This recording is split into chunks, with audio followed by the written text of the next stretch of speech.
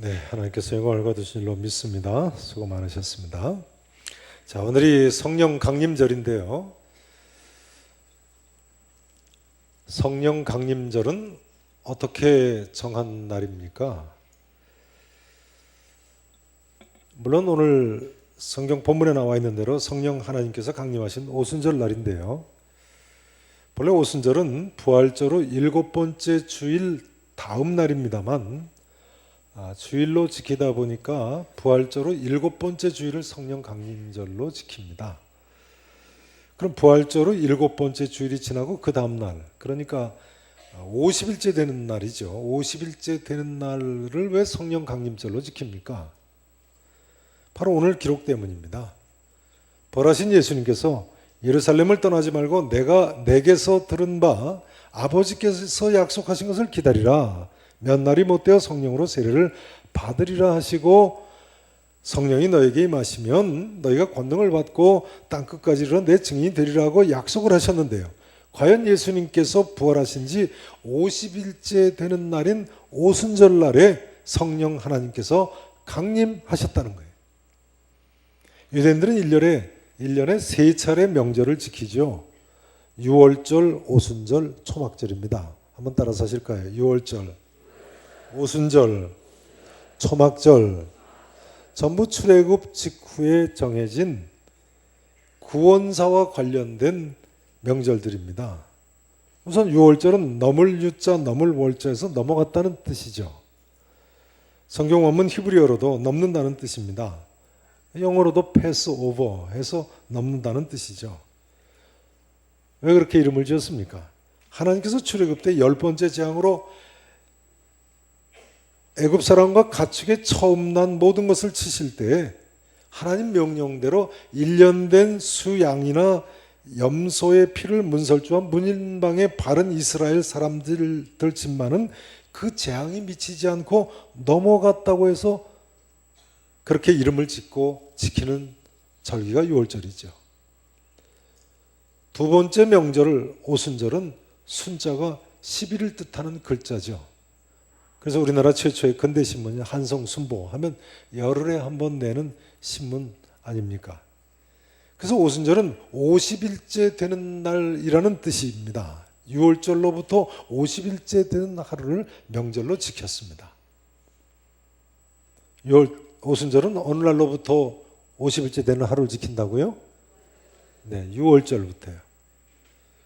세 번째 명절 초막절은 출애굽 후 광야 40년 동안 초막 속에서 하나님 은혜 가운데 산 기념일입니다. 하나님께서 40년 광야 생활을 지켜주신 기념일. 이렇게 유대인들은 3대 명절을 출애굽 이후에 계속 지켜왔는데요. 오순절 명절날에 예수님께서 약속하신 대로 성령님이 강림하신 거예요. 자, 6월절과 오순절을 좀 더 설명을 드려야 됩니다. 오순절은 6월절로부터 이처럼 50일째 되는 하루를 지키는 명절이라고 말씀을 드렸는데요.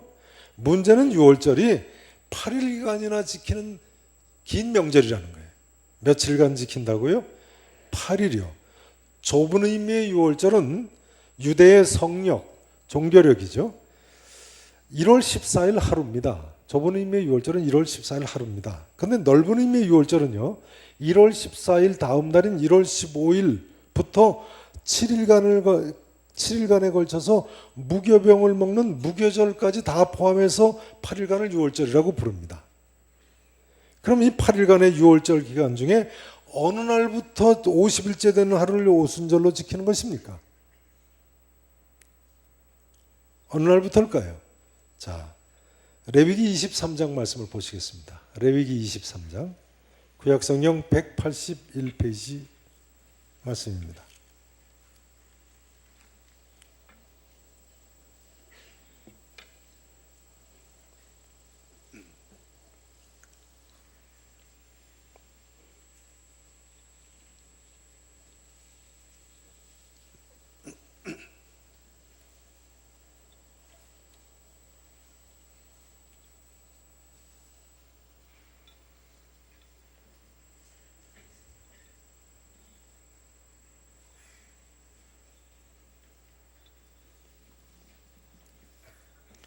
레위기 23장 4절부터 보시죠.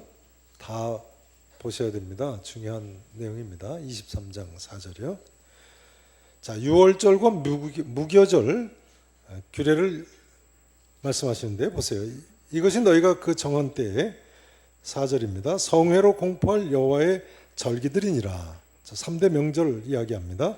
첫째 달 며칠입니까? 열 나은 날 1월 14일은요. 1월 14일 저녁은 여호와의 무슨 절기라고요? 유월절이에요. 유월절은 1월 며칠이에요? 14일이에요. 그 다음요. 이달 첫째 달이죠. 열 며칠 날이요? 닷새 날 1월 그 다음 15일 말이죠. 15일은 여호와의 무슨 절이라고요? 예, 그 다음 날 1월 15일부터는 무교절이 시작됩니다. 그 다음 보세요. 며칠 동안 너희는 무교병을 먹으라고요? 1회 동안 무교병을 먹는 무교절입니다. 1월 15일부터 며칠 동안 무교절이에요? 7일 동안요. 보세요. 그 첫날 무교절 첫날 1월 15일이죠. 1월 15일에는 너희가 성회로 모이고 아무 노동도 하지 말지며, 그러니까 1월 15일 날은 특별 안식일입니다. 틀림없죠. 무교절 7일 중에 첫째 날은 특별 안식일이에요. 그 다음 보세요. 너희는 1회 동안 여호와께 화제를 드릴 것이요 7째 날에도 무교절 마지막 7일째 되는 날도요 성회로 모이고 아무 노동도 하지 말지니라. 그러니까 무교절의 마지막 7일째 되는 날도 특별 안식일이네요. 그러시죠? 자, 이것이 유월절과 무교절의 규례입니다. 그 다음 9절부터는 초실절의 규례예요. 한번 따라서 하실까요? 초실절, 유월절, 무교절, 초실절. 자, 초실절은 뭔가요? 9절부터 보세요. 여호와께서 모세에게 말씀하여 이르시되 이스라엘 자손에게 말하여 이르라. 너희는 내가 너희에게 주는 땅에 들어가서 너희의 곡물을 거둘 때에 너희 곡물에 무엇을 제사장에게 가져가라고요? 첫 이삭을 베어가지고 한 단, 첫 이삭 한 단을 제사장한테 가져가라는. 그래서 초실절이에요. 보세요. 11절 보세요. 제사장은 너희를 위하여 그 첫 이삭 한 단을 여호와 앞에 기쁘게 받으심이 되도록 어떻게 드리라고요? 흔들어 드립니다. 자, 흔든다는 것은 제물을 하나님 앞에서 흔드는 요제라고 부르는 제사 방법입니다. 요제, 요람, 흔든다는 거 아니에요? 흔들어서 드리는데요. 어느 날에 흔들라고요? 안식일 이튿날에 흔들라고 돼 있어요. 자, 이 날이 바로 첫 이삭 한 단을 들여서 초실절이라고 불리는 날이에요. 안식일 이튿날이 초실절이네요.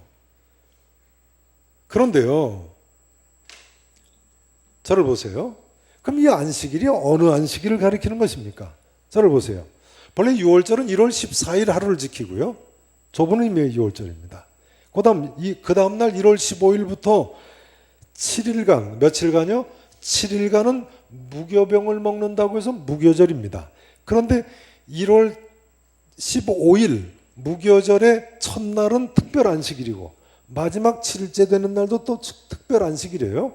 그런데 7일마다 하루씩 오는 일반 안식일이 있습니다. 그렇죠? 하나님께서 창조하시고 7일째 되는 날 쉬셨다고 해서 오는, 저를 보세요. 일반 안식일이 있어요. 이 유대인들의 이 성력, 종교력은 음력으로, 태음력으로 지키는 겁니다. 근데 일반 안식일은 양력으로 지키는 거죠. 7일에 한 번씩 정확하게 오니까요. 그러니까요. 이 무교절 7일 기간에 일반 안식일이, 여기 보세요. 첫째 날 1월 15일 날이 일반 안식일이 동시에 될 수도 있고, 그 다음 날 1월 16일이 안식일이 될 수도 있고, 17일이 일반 안식일도 될 수 있고, 18일도 안식일이 일반 안식일이 될 수 있는 거예요. 7일마다 한 번씩 양력으로 오니까요. 음력하고 서로 일치하지 않을 수 있는 거죠. 자, 그러면요. 안식일 이튿날에 하나님 앞에 요제로 첫 이삭 한 단을 드려야 되는데, 이것이 무교절의 첫날 특별 안식일을 가리키는가요? 아니면 그 일주일 무교절 기간에 오는 일반 안식일을 가리키는가요? 어느 안식일을 가리키나요? 네, 둘 다 가능한 해석하는 분들이 있습니다만 무교절의 첫 특별 안식일로 해석을 합니다. 그 이유는 여호수아서 5장에 있습니다. 자, 여호수아서 5장을 한번 읽어보시죠. 여호수아서 5장.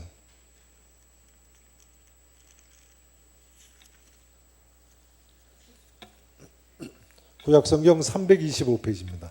325페이지 여호수아서 5장.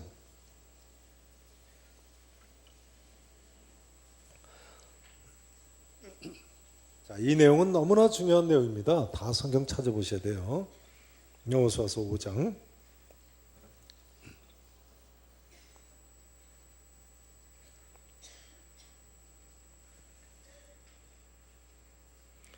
(5장에) 보세요. 또 이스라엘 자손들이 5장 10절입니다. 5장 10절 보세요. 이스라엘 자손들이 길갈에 진쳤고, 가나안 땅에 들어가서 첫 번째 진친 데가 길갈이죠. 길갈에 진쳤고 그달 며칠 저녁에요? 여기 그달은 1월입니다. 1월 14일 저녁에 여리고 평지에서 무슨 절기를 지켰어요? 1월 14일이니까요. 6월절을 지켰어요. 가나안 땅에서 처음 6월절을 지킨 거예요. 그리고 6월절 이튿날에는 그 땅의 소산물을 먹었어요. 그러니까 추수를 한 거예요. 첫 추수를 한 거예요. 해서 그날에 무교병과 볶은 곡식을 먹었더라. 또 그 땅의 소산물을 먹은 다음 날에는 만나가 그쳤더라. 이렇게 나와 있어요. 이것으로 볼 때 이 7일 무교절 기간 동안에 특별한 안식일인 첫째 날 제1일에부터 하나님 앞에 요제로 첫 이삭 한 단을 거두어 가지고 제사를 드린 것임을 알 수가 있어요. 자, 그런데 중요한 것은요, 그 다음 이제 다시 레위기 23장으로 돌아갑니다. 23장을 보세요. 구약성경 182페이지입니다. 182페이지. 좀 복잡하게 느껴질지 모르겠습니다만 너무나 중요한 내용이에요.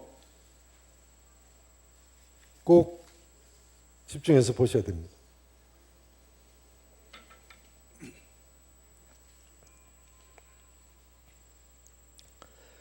23장 15절을 보세요. 앞서 찾으셨던 같은 장이죠. 6월절, 무교절, 초실절의 규례가 나와 있는 데인데요. 15절부터는요. 오순절 규례가 나와 있습니다. 이스라엘 3대 명절 중에 하나인 오순절. 자, 한번 따라서 하실까요? 6월절, 무교절, 초실절, 오순절. 자, 보세요. 오순절은 6월절 8일 중에 어느 날부터 50일째 되는 날을 하루 지키나요? 보세요. 안식일 이튿날. 어느 이튿날이요? 안식일 이튿날. 곧 너희가 요제로 곡식단을 가져온 날부터 안식일 이튿날 요제로 하나님 앞에 곡식단을 흔들어 드리지 않았어요? 첫 이삭을요. 보세요. 세어서 그날부터 세서 7 안식일 수요를 채우고 77이 49일이 지난 거죠. 그 다음 7 안식일 이튿날, 그러니까 합해서 며칠을 계수하라고요? 50일이 되는 거죠. 50일을 계수하여 새 소제를 여호와께 드리되 너희 처소에서 10분의 2 에바로 만든, 이번에는 뭘 가져다가 흔들어 드려요? 떡 2개를 가져다가 흔들어 드려요. 저를 보세요. 오순절 날은요, 어느 날부터 50일째 되는 날이에요? 안식일 이튿날 요제로 하나님 앞에 곡식단을 흔들어 드린 그날부터, 그러니까 초실절부터 50일째 되는 하루가 오순절이군요. 무교절 7일을 지키는데 이 안식일은 어느 안식일을 가리킨다고요? 무교절의 첫날 1월 15일 특별 안식일을 가리킨다고요. 바로 그 다음 날 1월 16일이죠. 1월 16일부터 쳐서 50일째 되는 날에는 오순절로 하나님 앞에 지키라는 거예요. 자, 저를 보세요. 좀 복잡합니다만 이렇게까지 복잡한 내용을 반드시 해야 됩니다. 중요하기 때문에. 자, 여러분, 예수님이 언제 돌아가셨죠? 6월절 날 돌아가셨죠. 성령으로 1월 14일에 돌아가셨어요. 그러면요, 예수님께서 언제 부활하셨습니까? 예수님이 돌아가신 그 다음 날이 안식일이었죠. 무교절의 첫날 특별 안식일인 거예요. 그리고 나서 안식 후 첫날,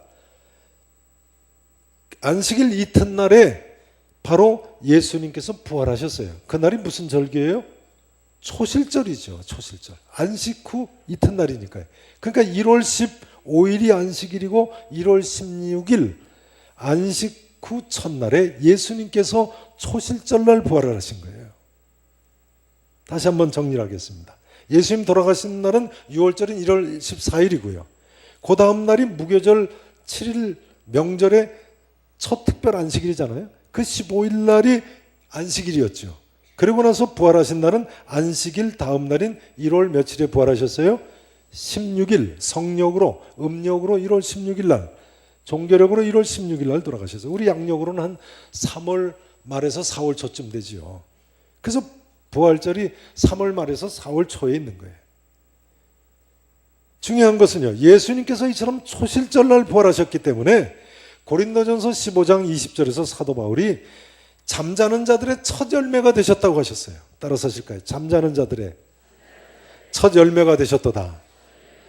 바울에 의하면요, 가나안 땅에 보리 추수를 해서 초실절날에 첫 이삭 한 단을 하나님 앞에 흔들어 드렸는데요, 이처럼 예수님께서 영적인 추수인 부활의 첫 열매로 하나님 앞에 드려졌다는 거예요. 출애굽 이래 1500년간이나 지켜온 유월절 날에 예수님께서 유월절 어린 양처럼 돌아가셨고요. 1500년간 지켜온 초실절 날에 신기하고도 놀랍게 해도 그 해에 드린 첫 이삭 한 단처럼 예수님께서 잠자는 자들의 첫 열매로 부활을 하셨다는 거예요. 별로 안 놀라시는데요? 대단한 사건입니다. 자, 이제 오순절로 다시 돌아가셔야 됩니다.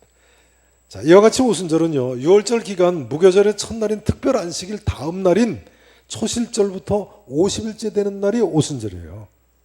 그런데 이스라엘 자손들이 왜 이 50일째 되는 하루를 지키나요? 두 가지 이유 때문인데요. 몇 가지 이유라고요?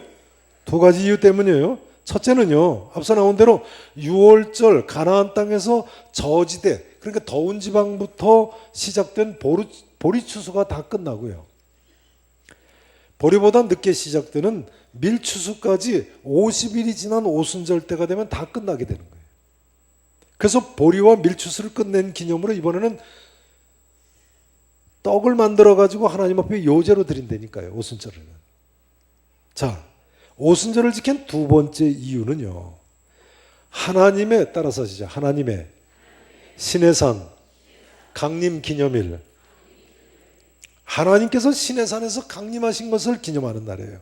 출애굽기 19장 1절에 보면요, 1월 15일 유월절 날에 출애굽한 이스라엘 백성들이 3월에 제3월에 시내광야에 도착했다고 나와 있습니다. 요즘 개역 개정판에는 출애굽한 지 3개월이 되던 날 이렇게 돼 있는데요, 이것이 출애굽한 지 3개월, 90일이 돼가지고 시내광야에 도착했다는 이야기가 아닙니다. 원문에는 세 번째 달에 시내광야에 도착했다고 돼 있어요. 이스라엘에서는 1월이 첫 번째 달이에요. 2월이 두 번째 달, 3월이 세 번째 달이니까요. 1월 15일 날 출애굽을 했으니까 1월 말일까지 가면, 음력으로 1월 말일까지 가면 한 15일쯤 더 가는 거죠. 그 다음 2월 한 달이면 한 30일 가까이 가는 거죠. 그러면 15일 더하기 30일 하면 45일 정도 지나가는 거 아니에요? 그리고 세 번째 달 3월이 시작되면 45일쯤 돼서 이제 시내 광야에 도착을 한 거예요. 그러고 나서 모세가 시내산에 올라가서 하나님께서 내가 강림하겠다고 하시니까 다시 내려와서 준비를 시키고 제3일에 하나님이 시내산에 강림하시죠. 그럼 45일 더하기 모세가 시내산 올라갔다 내려온 날, 그 다음 제3일에서 50일째 되는 날에 하나님께서 시내산에 강림하셨다는 거예요. 그래서 오순절 하루를 이스라엘이 3대 명절 중에 하루를 지키는 거예요. 놀라운 점은 이것입니다. 저를 보세요. 이스라엘 백성들이 모세시대, 그러니까 주전 1500년경부터 성부 하나님의 시내산 강림을 기념해서 오순절을 지켜왔는데요, 1500년이 지난 어느 날 신기하게도 성령 하나님께서 예수님이 약속하신 대로 예루살렘 마가의 다락방에 강림을 하셨다는 거예요. 여러분, 이 사실을 믿으십니까? 믿으셔야 됩니다. 이 역사적인 사실 때문에 오늘날 우리도 부활주일이 지난 후 7주째 되는 주일을 성령 강림 주일로 지키는 거예요. 그래서 올해도 교회들은 지난 4월 첫 주일을 부활주일로 지키고요. 7주째 되는 오늘을 성령 강림절로 지키고 있는 것입니다. 어떤 의미에서 성령 강림절을 지키느냐가 중요한 것이 아니고 이러한 놀라운 사실을 있는 그대로 믿느냐가 중요한 것이죠. 성도 여러분, 과연 예수 그리스도께서 예언하시고 약속하신 대로 2000년 전 오순절 날에 성령 하나님께서 강림하셨다고 믿으십니까? 또한 2000년 전에 예수님 약속대로 강림하신 이 성령 하나님께서 예수님의 약속대로 영원토록 우리와 함께 계시다고, 아니 나와 함께 영원토록 함께 하신다고 믿으실 수 있으십니까? 믿으시기를 진심으로 축원합니다. 이제 오늘 본문에 의하면요, 오순절 마가의 다락방에 강림하신 성령님으로 말미암아서 제자들은 예수님의 약속의 말씀대로 권능을 받았습니다. 권능을 받는 정도가 아니고요, 오늘 본문에 의하면 15개국어 이상의 외국어로 하나님의 큰일을 말하는 놀라운 사건이 벌어졌다는 거예요. 참 신기한 또 한 가지 사실은요, 이 3대 명절날만 되면 전 세계에 흩어져 살던 12살 이상의 유대인 남자들이 다 예루살렘 성에 모였는데요, 이런 오순절 명절에 꼭 맞는 놀라운 기적을 하나님께서 일으키셨다는 점입니다. 이 사도행전 2장 오순절 성령 강림 때 외국말 방언은요, 인간으로서는 상상할 수 없는 방언 사건이죠. 천하 각국으로부터 온 큰 무리가 다 각기 자기 방언으로 각각 제자들의 말하는 것을 들을 수 있었다니 말이죠. 이것은 기독교 역사상 전무후무한 외국말 방언이죠. 어떻게 이런 일이 있을 수 있습니까? 그런데요, 다시 이야기하자면 오순절 마가의 다락방에서의 성령 강림 사건하고 이런 외국어 방언 사건은 훗날에는 없는 것이 당연합니다. 오순절 성부 하나님 시내산 강림 기념일에 삼일체 하나님이신 성령 하나님께서 강림하셨고 전 세계에서 몰려든 오순절 유대인 앞에 하나님 큰일을 행하신 큰일을 모든 사람으로 하여금 다 듣고 믿을 수 있게 외국어 방언의 기적을 하나님께서 특별히 행하신 것이니까요. 너무나도 소설책의 꾸민 이야기 같지 않습니까? 그러나 이것이 바로 우리 하나님의 기가 막힌 인류 구원의 대역사인 것입니다. 이처럼 권능받은 제자들을 통해서 오순절 당일만 해도 3,000명이나 회개하고 세례를 받게 됐다니까요. 또 그 직후에 2장 43절에 보면 사도들로 말미암아 기사와 표적이 많이 나타났다고 증거하고 있어요. 심지어 베드로는 성전 미문에 앉아있는 나면서부터 못 걷게 됐던 사람을 나사렛 예수 그리스도 이름으로, 누구의 이름으로요? 나사렛 예수 그리스도 이름으로 뛰어다니기까지 했습니다. 예수님의 증인이 된 모습이에요. 예수님께서 오직 성령이 임하시면 너희가 권능을 받고 예루살렘에서부터 내 증인들이라고 하신 그 약속의 말씀 그대로 된 것을 보여주고 있습니다. 믿으실 수 있기를 진심으로 축원합니다. 이제 제자들은요, 예수님의 예언의 약속의 말씀들이에요. 그야말로 당시의 땅끝인 로마에까지 이르러서 예수 그리스도의 증인이 될 수 있었습니다. 이 정도 권능을 받으니 자동적으로 증인이 된 거죠. 자, 오늘 본문 바로 그 다음 절 14절 말씀을 한번 같이 읽으십니다. 14절 사도행전 2장 14절 말씀을 같이 읽어보십니다. 베드로가 마가의 다락방에서 성령 강림 직후에 일어서서 한 설교가 시작되죠. 자, 14절 함께 읽으십니다. 시작. 베드로가 11사도와 함께 서서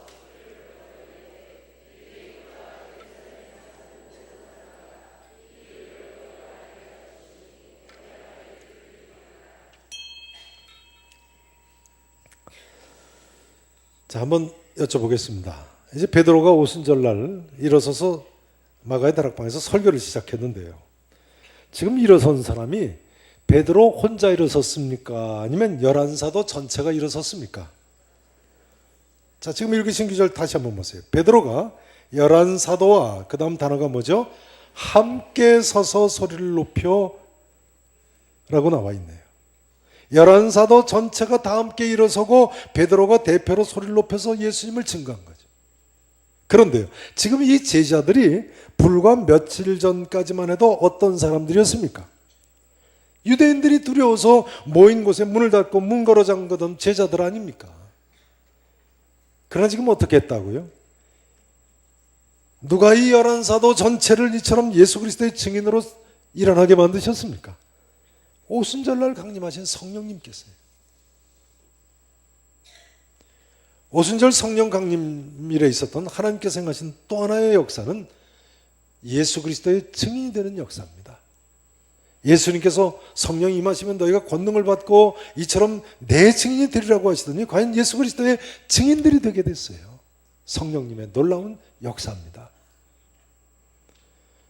대로마 제국 시대의 카타콤 하면 초대교회 때 로마 제국 박해를 피해서 기독교인들이 땅굴을 파고 지하에 숨어서 살던 동굴 유적지죠. 그 카타콤의 크기가요, 폭이 2.4m에서 3m, 그러니까 3m 정도 되는 넓은 동굴입니다. 폭이요. 높이가 1.2m에서 1.8m, 그러니까 보통 사람들이 이렇게 허리를 펴고 걸어 다닐 수 있는 1.8m까지 되니까요. 그런 높이입니다. 넓은 데는 아주 넓죠. 무려 650km 이상이 오늘날까지 계속적으로 발굴되고 있습니다. 이런 땅굴이 650km. 서울에서 부산을 가고 거의 되돌아오는 거리 아닙니까? 대단한 거죠. 이 카타콤은요, 주 476년 소로마 제국이 멸망한 후에 사람들에게서 잊혀졌었습니다. 비밀 땅굴이니까요. 소로마 제국이 멸망한 후에는 카타콤이 어디 있는지 몰랐습니다, 인류가. 그런데 16세기 말부터, 그러니까 종교개혁 직후부터 다시 발견되기 시작했는데 지금까지도 계속 발견이 되고 있어요. 어제 돌아온 터키 그리스 성지 순례팀이 가보신 것이죠. 터키 중부의 가파도기아 지방의 데린구이라는 마을은요, 1963년에 새로운 카타콤이 발견이 됐는데 1963년이니까 비교적 최근 일이죠. 그 카타콤은 지하 20층까지 건설한 대도시였습니다. 땅속에 숨어 사는 사람들이 지하 20층까지 도시를 건설한다. 역시 잘 안 놀라시네요. 이게 대단한 거죠. 오늘날까지도요, 지하 20층까지 들어가는 게 너무 위험해가지고 일반인한테는 지하 8층까지만 공개한다고 그래요. 이번에 성지순례팀은 아마 지하 한 2, 3층 정도밖에 못 내려가셨을 겁니다. 이런 지하 카타콤에서 신앙의 정조를 지키다 죽으면 사람들이 그 안에 무덤을 썼는데요, 무덤 수가 200만 기에서 700만 기로 추정이 됩니다. 200만 명에서 700만 명이다. 그러니까 신앙의 정조를 지키기 위해서 땅속에 살다 죽은 사람 수가 정확하게 얼마나 되는지 정확하게 모르는 거예요. 200만에서 700만. 그런데 이 카타콤 정문은요, 안쪽에서만 여닫을 수 있고 바깥쪽에서는 여닫을 수 없는 그런 구조로 되어 있습니다. 통로 하나를 통해서 들어가는데 비밀 통로로. 그 커다란 그 연자방아 맷돌 아십니까? 그 정도의 큰 바위로 이렇게 굴려서 막게 돼 있어요. 왜 그렇게 했겠습니까? 외부 침입자들을 막으려고요. 그런데요, 당시의 기독교인들이 얼마나 철저하게 헌신을 했냐면요, 젊은 남자애들을 군인처럼 뽑아가지고 동굴 앞 입구를 지키게 했다고 합니다. 그러다가 동굴이 발각이 돼서 로마군이 공격을 하면요, 이 젊은 사람들은 얼른 자기 뒤에 있는 동굴 입구를 닫았다는 거예요. 그 막아버리고는 싸우다가, 그러니까 그 사람들은 동굴 바깥에서 싸우는 거죠. 싸우다가 피할 길이 없어서 죽는 거예요. 동굴 문 앞을 지켰다니까요. 그런데 여러분, 유대인들을 두려워서 문을 잠그고 그 안에 숨어있던 제자들을, 초대교회 성도들을 누가 이렇게까지 담대한 증인이 되게 만들었습니까? 성령의 역사가 아니면 설명할 수가 없는 것입니다. 다음 주일이 2015년도 전반기 가족 초청, 이웃 초청, 태신자 초청 주일입니다만, 많은 분들께서요, 전도하셔야 된다고 말씀을 드리면 입이 안 떨어져서 못한다고 그러세요. 뭐가 안 떨어진다고요? 그 입이 왜 그렇게 안 떨어지나요? 그러시다면요, 여러분 누구의 도우심을 구해야 되겠습니까? 성령님의 도우심을 구해야 됩니다. 야고보는 너희가 얻지 못하면 구하지 아니하기 때문이라고 했는데요, 성령님의 도우심을 구하고 예수 그리스도의 증인으로 서 보세요. 그러면 능력 있는 그리스도의 증인이 될 줄로 믿습니다. 그것이 예수님의 약속입니다. 자, 한번 여쭤보겠습니다.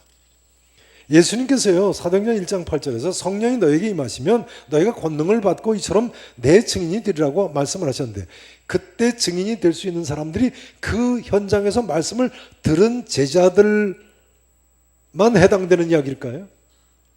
그 제자들에게만 하신 약속과 예언의 말씀일까요? 그렇지 않습니다.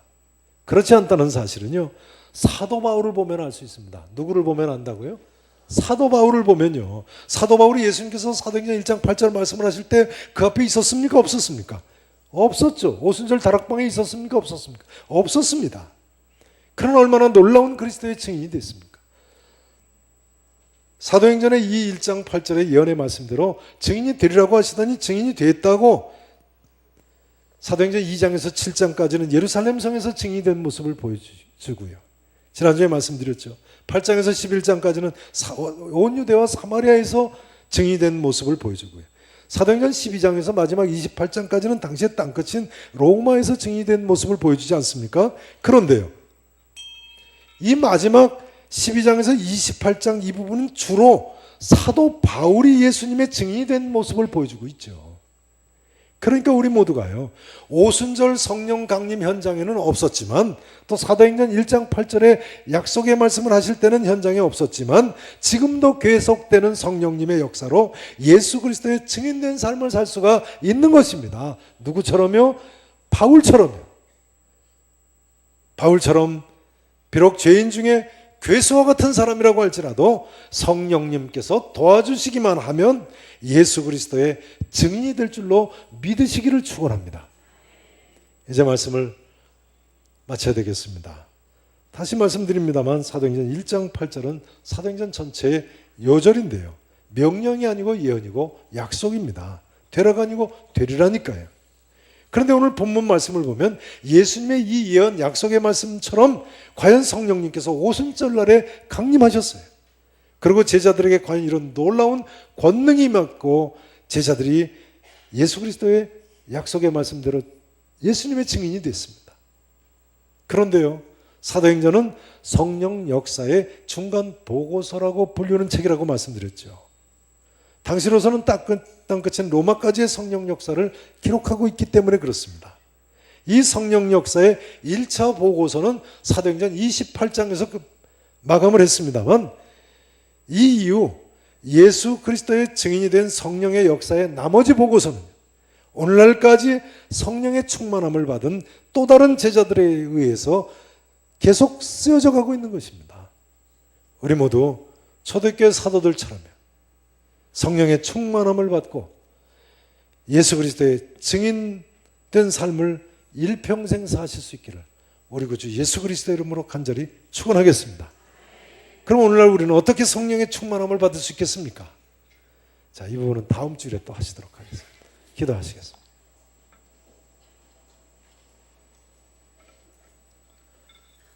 전능하시고 분명히 살아계신 우리 아버지 하나님, 놀라우신 하나님의 은혜로 저희가 이처럼 구원의 길로 나올 수 있게 되었습니다.